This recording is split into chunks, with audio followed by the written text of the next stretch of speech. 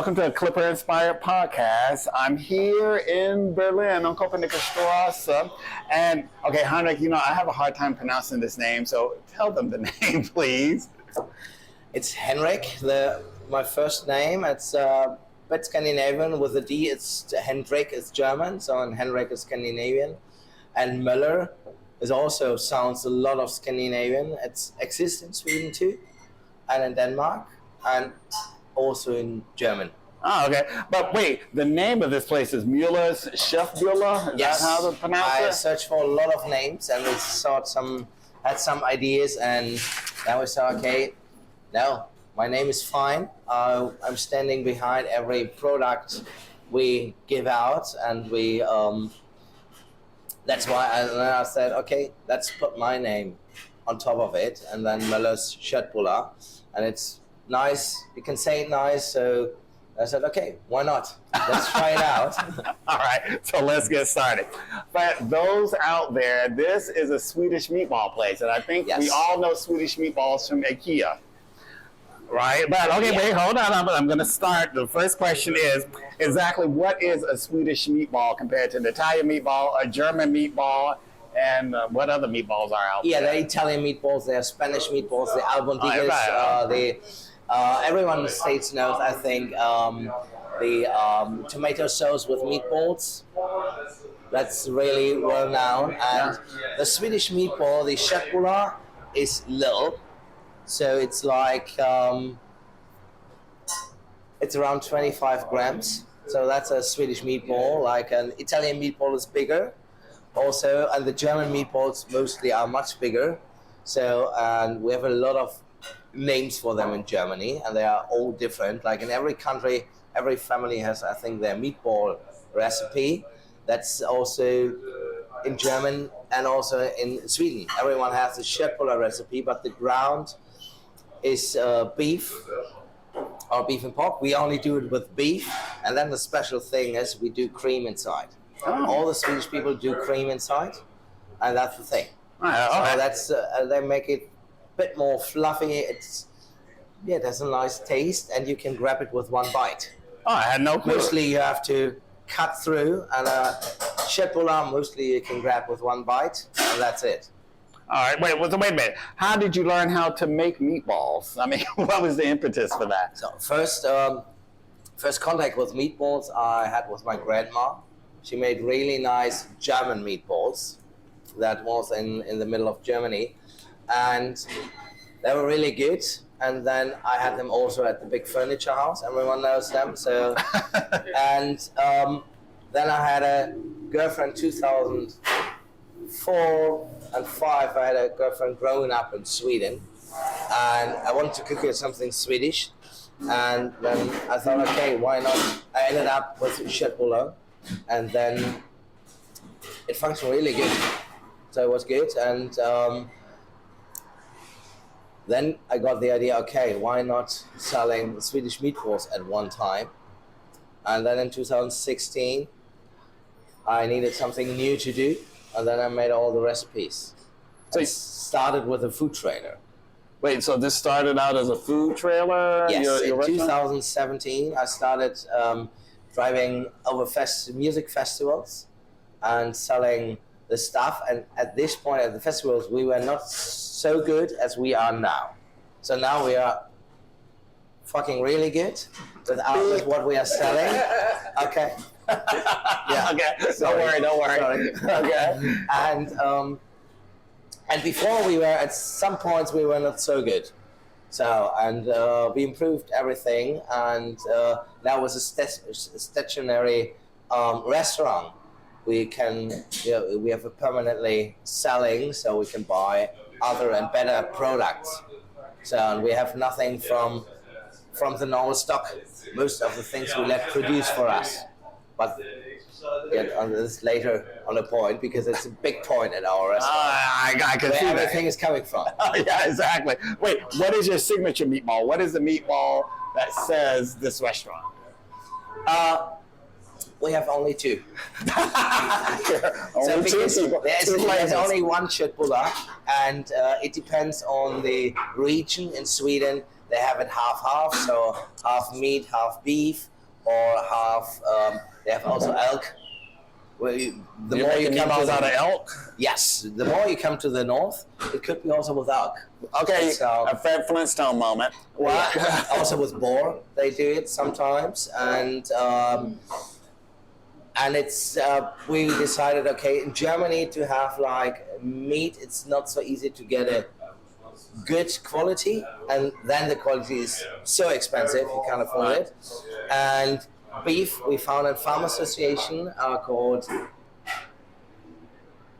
Bäuerliche Erzeugergemeinschaft Schwäbisch Hall. It's a really fucking hard word in German. Beef. We'll never say that word. And we found them, and they have the animals on the fields. They treat the animals good, and they have their own slaughterhouse, so no long ways and everything, and they really look for the environmental. So that's good, and we get a good quality of beef. I think one of the best qualities you can have persistently in Germany. All right. Well, we just tried the French fries, and to our shock, they actually taste like potatoes. Who knew French fries can taste like potatoes these days? Yeah. Tell us about that. Yeah, that's also really different. What we have. We have the Demeter French fries. So Demeter is a farm association. They're really true believer farmers. They have no pesticides on their ground. They have a natural circle on how what's growing on the fields. So the fields getting better and better. They have rainworms. They have insects inside of the ground, and that makes the potato taste, because the better the ground is and what the potatoes are growing, the better is the taste. So when you have really used ground and you got all the energy out of the ground and the good things, and then you plant a potato inside, the potato tastes like nothing mostly, and then you can't bring potato taste in a potato, so it has to grow by itself. So we pay a lot more when we buy it for the Demeter French fries, because they are much more expensive. But the guests coming back because they like the potato taste. Oh, okay, lovely. And we have salt. We put salt, really nice salt on it. It's from north of Germany. The salt's from the north of Germany? The potatoes? Yes, also.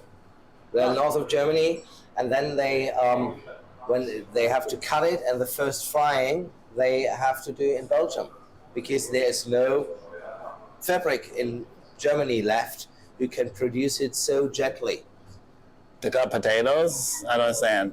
You have to cut potatoes gently for those of us who don't? And the first, they have to, after the cutting, you have to wash the potatoes. All right. You can do it in a hot water bath, or you do it in a cold water bath.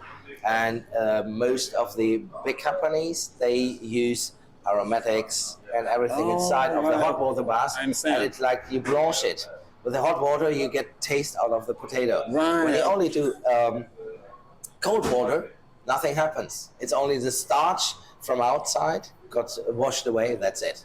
So, and I won't look at a bag of potatoes at the grocery store in the same way again now. yeah, there's a lot of difference in the potatoes and how to grow it, how to farm it, and then how to cook them also. And also then we have a slow deep frying, and before that it gets not hot air, it's got only warm air. So it's slower, it takes more time, that means it takes more money to make them, but it's you can taste the better thing. Oh. And this sounds nice. Hold on. We're still working here. The next question. the one Apfelmus. Sorry, guys. We're in the restaurant here. Zweimal Apfelmus. And all right, the next question is, all right, so explain, what is your kitchen technique here? I see a very intimate kitchen, very clean, I'm adding, but it's how explain this? Okay, you order it and... Yes, we get the potatoes. We have a really nice farm in south of Germany, and we get the potatoes. They peel, quarter, and pre-cook the potatoes for us, and then we have a combination steamer where we cook the potatoes to the end, and then we have the organic milk, organic butter, nice salt and nutmeg, and then we mash. We have a big masher here that we have always. Those mashed potatoes were good, I have to tell you. Thanks a lot. Yeah, it's always you have you can mash it really good, and you have to have the nice machines for it. Oh. So the nice technique, and we get a lot of consulting. I like to have expert for cooking inside, or there's a driver from Volt. He's delivering our food, and I like to have good machines, like our fryers are good quality. Then we have the nice pan where we fry the Köttbullar, and that's really important. And we have not so, the quality of the machines is really good. So that makes them, and for us, cleaning is really important. Yeah, I noticed that. You have to see that we work clean. Yeah. But I did notice when I was eating the meatballs, they weren't greasy or oily or anything. They were really quite nice. Yeah, they are. We have a producer who produces us the meatballs, because there's always the question: do you want to roll 10,000 Swedish meatballs by yourself? Right. And this is a machine is doing it better. Okay. So, and faster. And here we do the rest of it. We fry them in a pan, and then it gets the roast aromas, and then it's getting the nice dark brown look. Oh, fantastic. The Swedish meatball has to have. It has to be all around brown. Oh. That's really important, because when you only fry it on one side, then the moistureness getting out at the other side. It's like a steak. A good steak, you have to close first from all sides, and then it's nice, crunchy on the outside, but fluffy on the inside. I'm impressed with this technique here. Like we say on our French fries, in munchy, außen crunchy. So outside crunchy, inside munchy. That's a lot. Because that's a perfect French fries for me. All right. So that you have it not totally crispy. Some people like it, but for me, a perfect French fry is outside it's crispy and inside a bit, crunchy, crunchy, munchy. I like that. Okay, that's a good expression, a good way of putting it. All right, so in this neighborhood, as you know, there are hundreds of restaurants. Give a Berliner or a visitor to Berlin a reason to come here. So it's a really controversial side of Kreuzberg. And we have a lot of bars here, and a lot of clubs are around. So that's why a lot of different people coming to this area, and you have to find your good spots. And we have a lot of good spots here in this area around. So it's really cool. You find also always some tourist traps in Berlin, but it's in all other big cities there are. But if you look and prepare yourself for an area, then you will find the good spots. All right.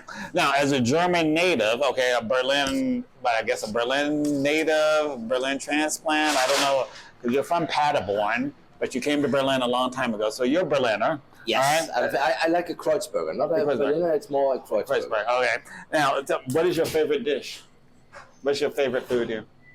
I like to cook the Köttbullar, but I also like to cook at home the German, South German noodles. South German noodles. What are those? Called Spätzle. And you make them with 3 different kinds of good cheese, and then you melt in a pan, you melt onions for an hour, and then you mix everything, and it's fantastic. When you do it good, one of my favorite dish. Okay. Yeah. What do you like the most about Berlin? What do you like the most about Berlin? What I like, it's changing. It has a lot of nature, so that's cool. A lot of trees. We're losing a lot of trees, but has a lot of trees, and there's a lot of changing all the time. So next day Berlin is different than the day before, and the changing getting slower. But like 15 years ago, the change was much more faster. Now it's getting slower, but it lost a lot of culture. But there's coming also they're coming also new culture. So and the politics now. Ooh, Berlin politics. We're not gonna talk about that, but okay. Yeah, okay. It's a special place for politics. Don't open this. Yeah, we're not even gonna open that door. No. I mean, we just had the election. You know, it's a full book. It's a big book. So don't open that. Exactly. We're gonna keep this a very simple podcast on food. Yes. All right. I like that. Yeah, exactly. All right, Henrik, thank you so much. Thanks for having. Yeah, and we're gonna try this rice pudding. Do you guys like the rice pudding? I've noticed. Yes. I'm here working hard as always, but they're eating rice pudding. Yeah. And the special thing is the rice pudding is vegan. I've always thought rice pudding was vegan. Is there meat in it? Usually it's with milk. With cow milk. And that And butter, a bit of butter. Oh. And we do it totally vegan because at one point we have to have it also vegan. And then was a decision: do we have two different ones, or do we have only a nice vegan one? And right. We made a really cool recipe, and we make it with oat drink. So we know a lot of the ingredients we are having. We have the transparency in the delivery chain, and that's our special. That's Möller's DNA. That we know. We tell you, we know where the potatoes, the milk, and the butter is coming from, or we don't know. So this transparency is good. You know what you get here. Where's the rice from? It's from... The rice is from Italy. It's found there. The oat drink is from Germany, and the oat is farmed in Denmark and Germany and Austria. So he really does believe in this. You're really passionate about this. The sugar is we're getting new sugar from Germany. Wait, they have sugar in Germany? Yeah, it's Rübenzucker. Oh, okay. It's called, but we looked for not like the we have now a Bioland Rübenzucker we will get. So Bioland is between Demeter and organic. It's also in the Farm Association. Also farmers, yeah. We have really cool things here, and it's and then we have the salt. Yeah, and that's it. It's really simple but good ingredients. We have really organic cinnamon. And that's a totally different taste of cinnamon than normal. And from the applesauce, the apples grown in Hamburg, Altsland. Really? Yeah, near the coast they're growing. So the lingonberries we also have on top of it. It's they're wild picked in a region of Serbia. They're wild picked, and then getting only 17% of the organic raw cane sugar we're having now. And then we don't cook it, we let it unfreeze on air over the night, and then the sugar soaking into the mostly sour lingonberries, and then you have a nice balance of sour and sweet. I'm impressed. Wait, you didn't go to cooking school or anything, did you? No, I like to cook. Oh. And I like to know where the ingredients are coming from. So, and then when you taste the different, like, normal carrots, organic carrots, and then Demeter carrots, mostly you can taste the difference. Well, like I said, I can taste the difference in the potatoes and the meatballs. Yeah. Thanks a lot. Yeah. Definitely. All right. It kind of makes it going to McDonald's a little harder now, but okay. Yeah, that's a different kind of business. That's a whole different kind. Okay. Thank you so much, Henrik. Thanks a lot, Graham. And hopefully see you next time. I'm sure you'll see me again. Cool.